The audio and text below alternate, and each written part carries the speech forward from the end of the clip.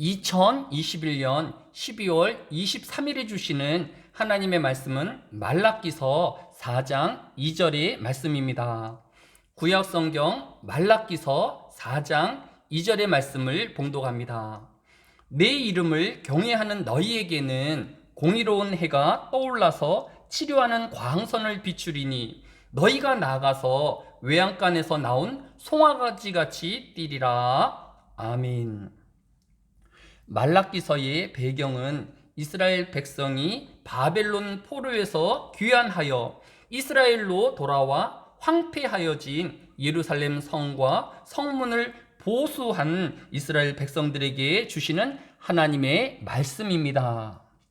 이스라엘 백성들은 어떻게 하여야 하나님의 치료하는 광선의 비침을 받고 또 기뻐 뛰는 송아지 같은 기쁨을 누릴 수 있을까요? 당시 이스라엘 백성들은 생각하기를 이제 예루살렘으로 돌아가 예루살렘 성전과 예루살렘의 성만 다시 보수하게 되어지면 모든 괴로움과 문제가 해결이 되어지고 광야에 풍요로웠던 그 이스라엘의 번영의 때로 되돌아갈 것이다 라고 생각하였습니다. 그러나 현실은 수십 년이 지나도 여전히 이스라엘 백성들은 이방 민족의 식민지 민족이었고 그들의 수탈과 배고픔의 역사는 끊임없이 반복되고 있었던 것입니다.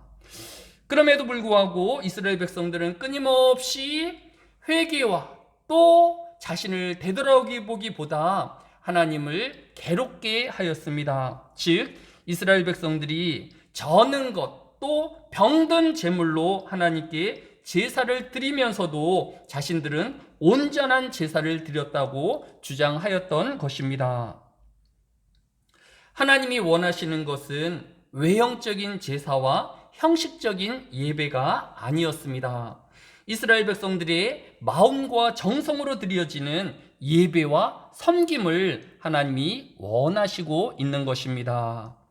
하나님이 왜 외형적이고 형식적인 신앙을 거절하시며 싫어하시는지의 좋은 예가 유다의 마지막 왕인 시드기야의 예를 통하여 찾아볼 수 있습니다. 먼저 이를 비교하기 위하여 유다의 왕 중에서 하나님의 칭찬을 받은 히스기야의 예를 찾아보면 히스기야 왕 때에 아수르가 쳐들어왔을 때입니다. 그는 전쟁을 맞이하자 가장 먼저 하나님 앞에 기도하였고 또 선지자에게 사람을 보내어 함께 기도하여 줄 것을 요청하였습니다. 이에 대한 대답이 열왕기하 19장 20절의 말씀입니다. 아모스의 아들 이사야가 히스기야에게 보내 이르되 이스라엘의 하나님 여호와의 말씀이 내가 아수르 왕 사네립 때문에 내게 기도하는 것을 내가 들었노라 하셨나이다. 히스기야는 문제를 만나자 모든 일을 멈추고 하나님께 기도하였을 뿐만 아니라 선지자인 이사야에게 자신의 생각과 방법을 전달한 것이 아니라 하나님의 뜻을 묻고 있었던 것입니다. 그런데 이 유다의 마지막 왕인 시드기야는 당시 선지자에게 보내어 기도를 요청하기는 하였지만 시드기야는 그 기도의 응답에는 관심이 없었습니다.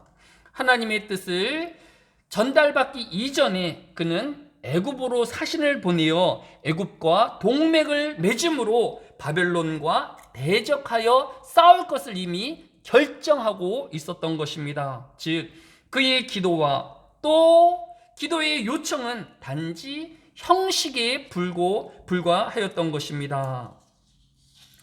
하나님이 시드기야와 또 이스라엘 백성에게 원하시는 것은 그들이 항복하는 것이며 또 하나님께 돌아오는 것이었습니다.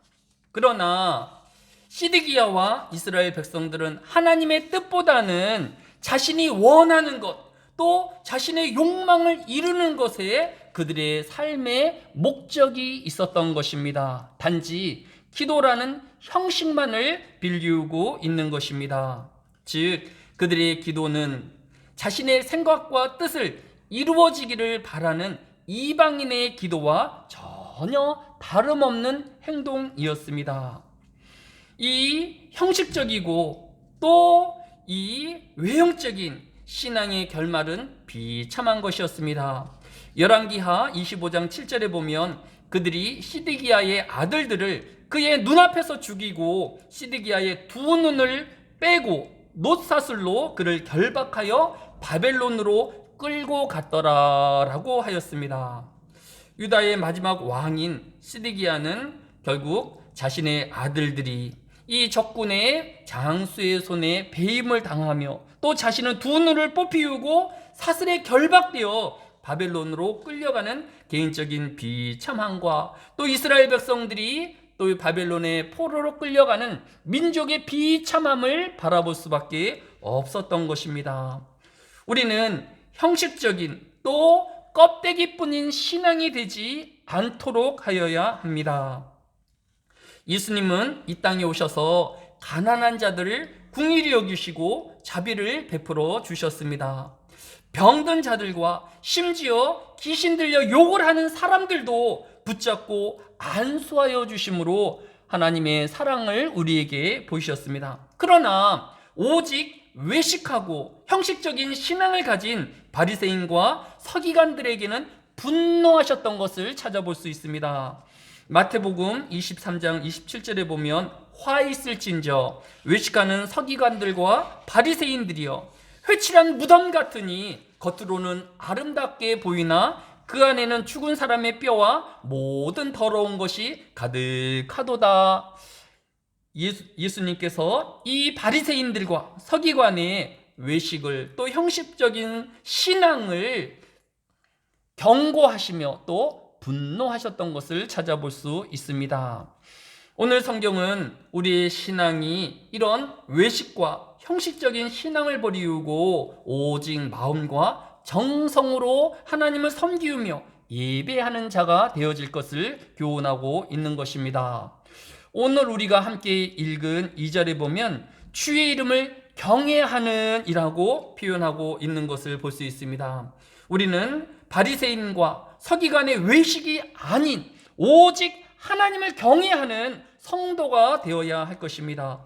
그때에 하나님은 우리의 의로운 해가 되어 주실 것입니다. 바로 이 땅에 오신 예수 그리스도를 보내어 주신 것입니다.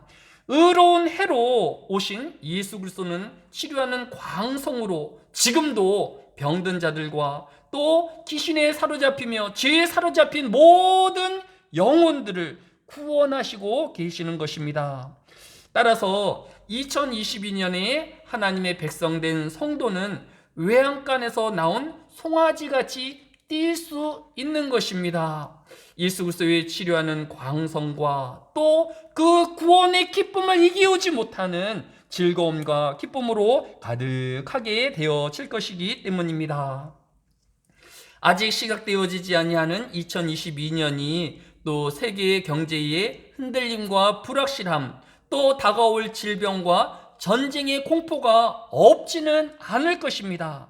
하지만 오늘 우리에게 주시는 의로운 해양이신 예수 그리스도의 은혜와 또 치료의 광선으로 인하여 성도들이 갖게 되어질 그 기쁨과 즐거움은 결코 빼앗기지 않을 것입니다. 2022년 우리가 외식과 또 형식적인 신앙이 아닌 우리가 진정으로 또 우리의 마음과 정성을 다하여 드리는 신앙인으로 살아내는 2022년을 다짐하고 결심하는 이 시간이 되시기를 주의 이름으로 축원합니다. 공의로운 해가 떠올라서 치료하는 광선을 비추리니 너희가 나가서 외양간에서 나온 송아지같이 뛰리라. 암담하였던 바벨론의 식민지 삶 가운데서도 하나님의 은혜를 갈망하며 또 기쁨을 소유하였던 이스라엘 백성들처럼 우리도 기도하게 하여 주시고 하나님을 의뢰하는 자가 되어지게 하여 주시기를 원합니다. 다가올 2022년이 우리의 마음과 또 정성으로 살아내는 신앙의 해가 되어지게 하여 주시고 또 하나님께 영광을 돌리는 한 해가 되어지게 하여 주옵소서. 이 한날에 하나님의 말씀으로 살아내기를 결심하게 하여 주시고 또 모든 문제를 하나님께 내어놓으며 기도하는 하루로 시작하게 하여 주옵소서. 감사를 드리오며 예수님의 이름으로 기도드렸사옵나이다. 아멘.